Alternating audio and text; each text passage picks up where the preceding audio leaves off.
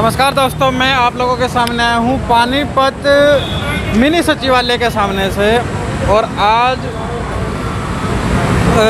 यहाँ पर जो बीजेपी के पूर्व कैबिनेट मंत्री जो भाजपा के जो यहाँ से जो पानीपत से जो जिलाध्यक्ष हैं अर्चना गुप्ता जी, जो पानीपत ग्रामीण के जो विधायक हैं महिपाल टांडा जी, वह अन्य बीजेपी के कार्यकर्ता यहाँ पर आए हुए हैं और यहाँ पर अपना धरना प्रदर्शन दे रहे हैं। तो अब हम ये पूछना चाहेंगे यहाँ पर कि क्या कारण हुआ कि यहाँ पर इस कोरोना महामारी, इस टाइम पे कोरोना महामारी अपने पैर पसारते हुए और इतने ज़्यादा मृत्यु निकल के आ रही है, कोरोना केसेस निकल के आ रहे हैं, उसी बीच में धरना देना पड़ा।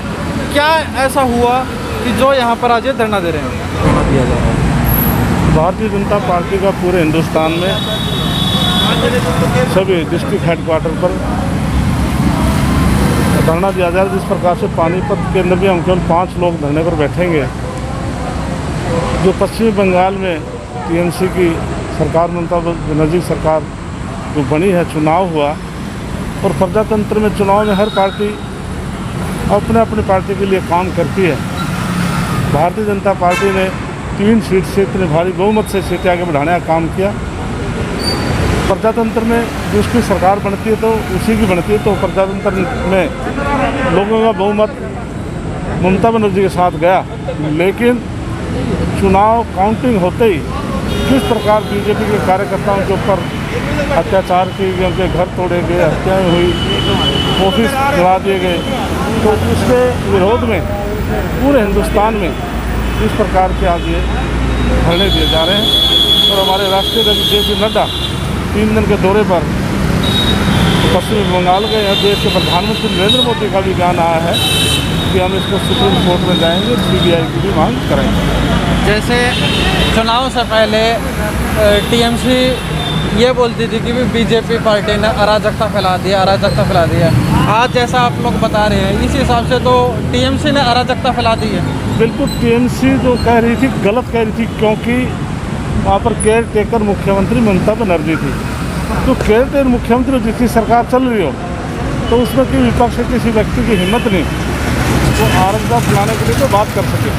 ऐसा तो नहीं है कि जिस सीट से जो भाजपा के जो वहाँ पर टिकट दी हुई थी शुभेंदु अधिकारी, और वहीं से ममता बनर्जी और वहाँ पर जो शुभेंदु अधिकारी जीत गए, तो इस वजह से उनको ये भी बौखलाहट का एक प्रश्न चिन्ह उनके ऊपर लगता है, क्योंकि वो खुद अपनी सीट से चुनाव लूज किया। तो इसलिए बौखलाहट में उसने ये कार्यकर्ताओं के ऊपर अत्याचार कराए। हरियाणवी भाषा में क्या अगर दर्द हो गया? बिल्कुल, उनको क्योंकि भारतीय जनता पार्टी का जो ग्राफ है इतना भारी संख्या में बढ़ा है वहाँ पर, तो इसलिए 3 सीट से इतनी सीटें लेना तो बहुत बड़ी बात है। तो इसलिए वो सहन नहीं कर पाए। धन्यवाद। जैसे बंगाल के अंदर जो बीजेपी के जो MLA हैं उनके ऊपर हमले हो रहे हैं, उनके घरों के ऊपर हमले हो रहे हैं, तो क्या कुछ कहना है और इस विषय पर क्या आपकी राय है? और आज यहाँ पे जो धरना दिया जा रहा है उसमें क्या है? बंगाल में जिस तरीके से भारतीय जनता पार्टी के कार्यकर्ताओं के ऊपर इतनी ज़्यादा हमले हो रहे हैं, हत्या हो रही है, घर जलाए जा रहे हैं, घरों में ऑफिस पे तोड़फोड़ करी जा रही है, भाजपा के कार्यालयों में आग लगाई जा रही है, उसके विरोध में आज भारतीय जनता पार्टी के सांसद, विधायक और मुख्य कार्यकर्ता आज यहाँ पर आप देख रहे हो टोटल 5 हमारे जो मुख्य कार्यकर्ता हैं वो धरने पर बैठेंगे 11 बजे से लेकर 1 बजे तक। 11 बजे से लेकर 1 बजे तक। आज मैं ममता दीदी से ये पूछना चाहती हूँ, किसी भी प्रदेश का मुख्यमंत्री उस प्रदेश का पिता होता है। कोई भी कार्यकर्ता, कोई भी उस प्रदेश का वासी, चाहे उसने उस पार्टी को वोट दिया है या नहीं दिया है, सपोर्ट किया है या नहीं किया है, मुख्यमंत्री की भूमिका पिता तुल्य होती है। उस प्रदेश के सभी वासियों की रक्षा करने का दायित्व केवल और केवल मुख्यमंत्री पर होता है।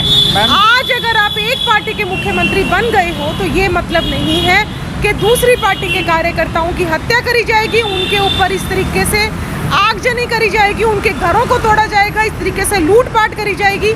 इस तरीके की हमले की हम कड़े शब्दों में निंदा करते हैं। और अगर आपको प्रदेश की जनता ने मुख्यमंत्री की भूमिका में बिठाया है तो आपको उस भूमिका का निर्वाह करना भी आना चाहिए।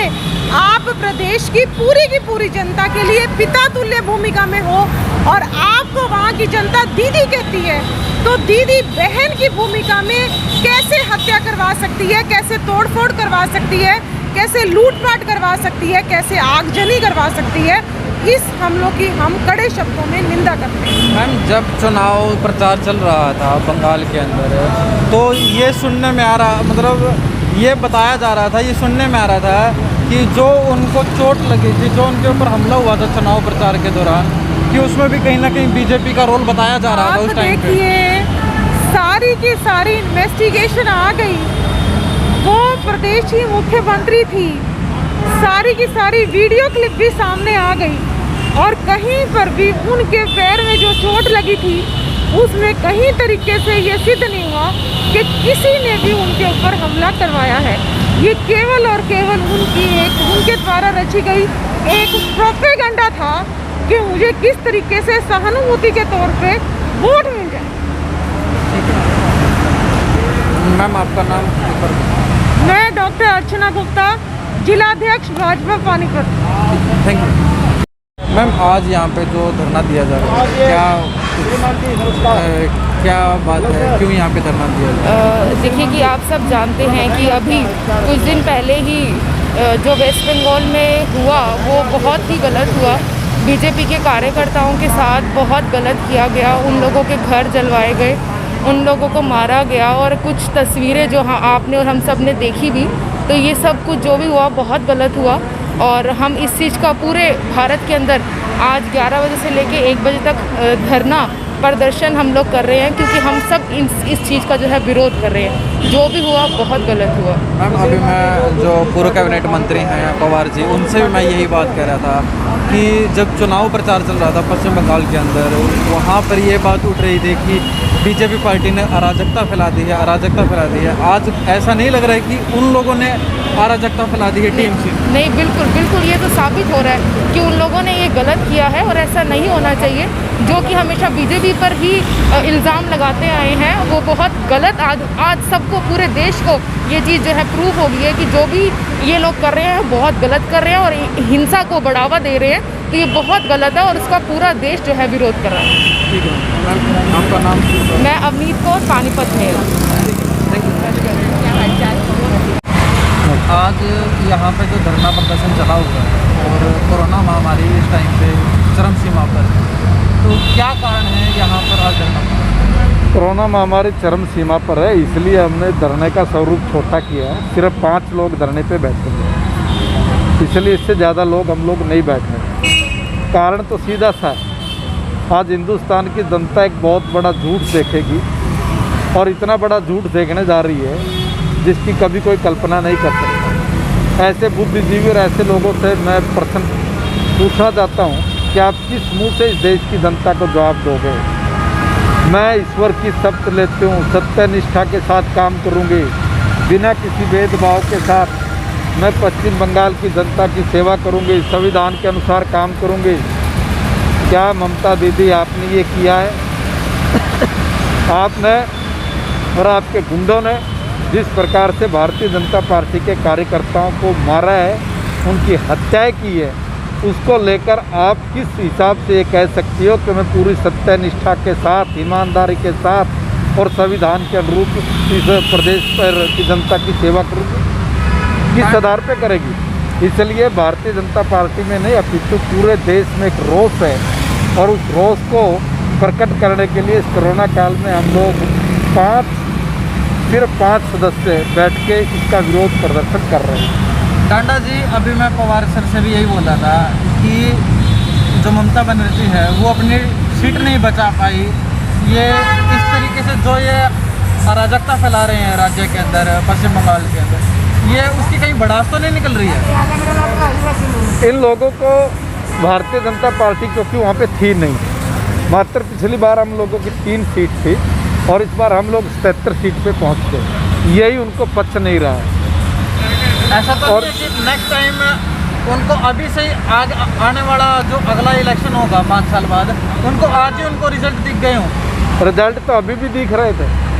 जिस प्रकार से रिजल्ट को देख के आने वाला जिस रिजल्ट- प्रकार से उन्होंने वहाँ पे गुंडागर्दी की है, प्रशासन का दुरुपयोग किया है, जैसे जैसे उनके गुंडों ने वहाँ पर भारतीय जनता पार्टी के लोगों को वोट पोल नहीं करने दी और फिर भी बहुत कम मार्जिन से हम सीटें हारे हैं, ये एक बहुत बड़ी भारतीय जनता पार्टी की अचीवमेंट है।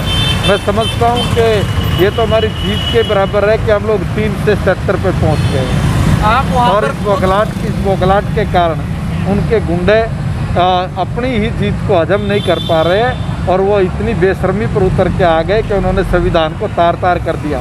संविधान के नाम पे जो लोग ढिंढोरा पीटते थे, जो लोग अभी 4 दिन पहले तक हाउल्ला मचा रहे थे, मैं उनसे पूछना चाहता हूँ, आज उसी संविधान की शपथ लेकर ममता बनर्जी जी आज मुख्यमंत्री बनने जा रही है।